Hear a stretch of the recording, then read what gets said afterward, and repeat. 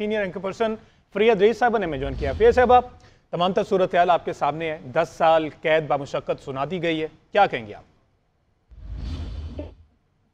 इसका बिल्डअप हो रहा था और ये भी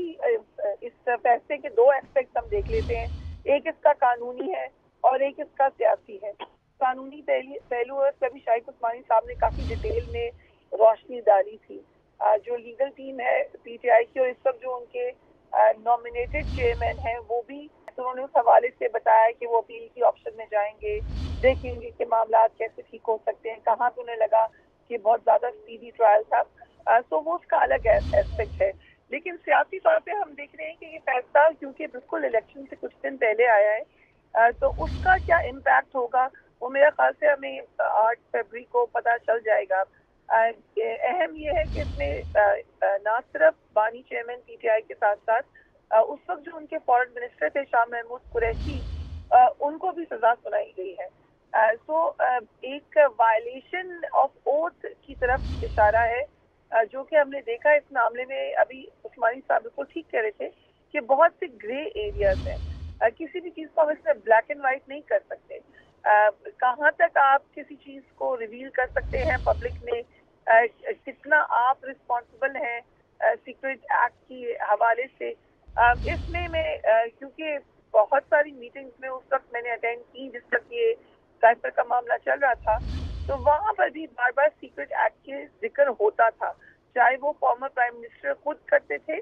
या उनकी कैबिनेट के मेंबर्स करते थे या जर्नलिस्ट सवाल करते थे। तो ऐसा नहीं था कि सीक्रेट एक्ट के हवाले से वो बिल्कुल लाइल्म थे या बहुत मासूम थे। और ये भी बात ठीक है कि जब आप किसी मुल्क के प्राइम मिनिस्टर हैं या फॉरेन मिनिस्टर हैं तो किस हद तक आप सीक्रेट एक्ट से आगाह हैं, और बहुत सारी बातें होती होंगी क्योंकि सीक्रेसी का मेन पर्पज ही है कि बहुत सारी ऐसी बातें होती हैं जो आप समझते हैं कि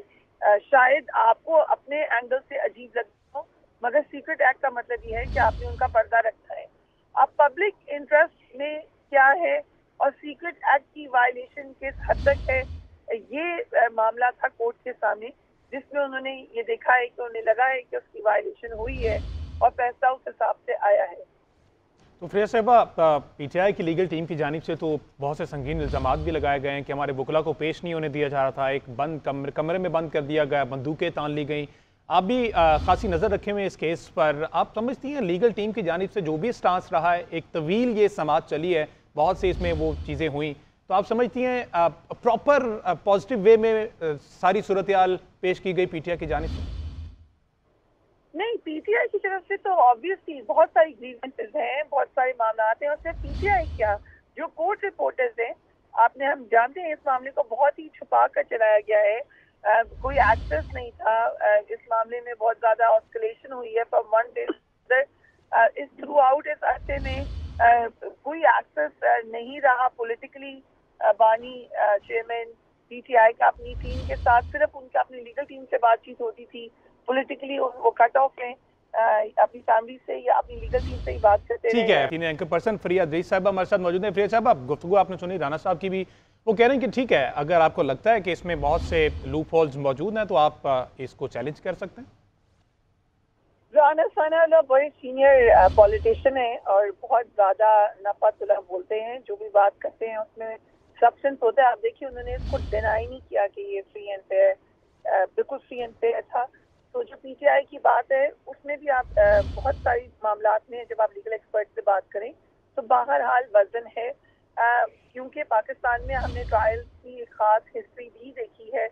पॉलिटिकल तनाजुर में हम इसको नज़रअंदाज नहीं कर सकते कि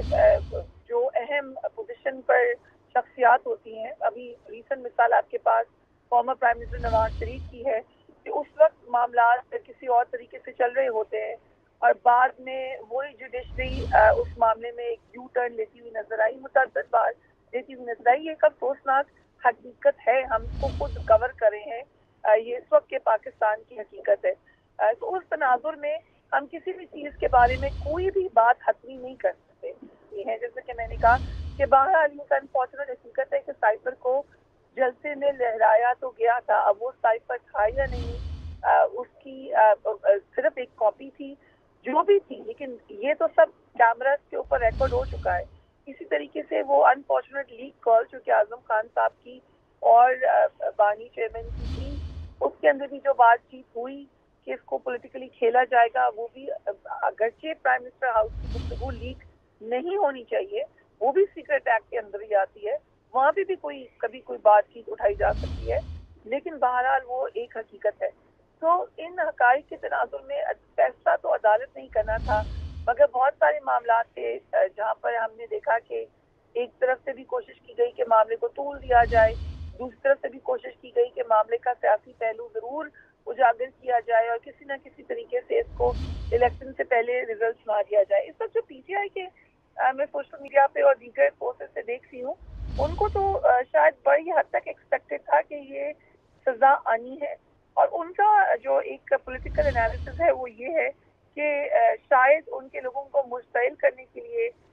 या एक और इस खुदा ना खास्ता ऐसा कोई मामला ना हो जाए जो 9 मई को हुआ था, तो वो बार बार काम डाउन रहने की कोशिश कर रहे हैं, बार बार वो तलकीन भी कर रहे हैं अपने लोगों को कि आपने इसके पर कोई रिएक्शन नहीं देना जब तक कि आपको पॉलिटिकल पार्टी खुद ये बात या प्रिया साहिबा हमारे साथ ही रहेगा सीनियर एंकर पर्सन फरियाद रईस साहबा ने हमें ज्वाइन किया। प्रिया साहिबा, तमाम तर सूरत हाल आपके सामने है, 10 साल कैद बामुशक्कत सुना दी गई है, क्या कहेंगे आप? इसका बिल्डअप हो रहा था और ये भी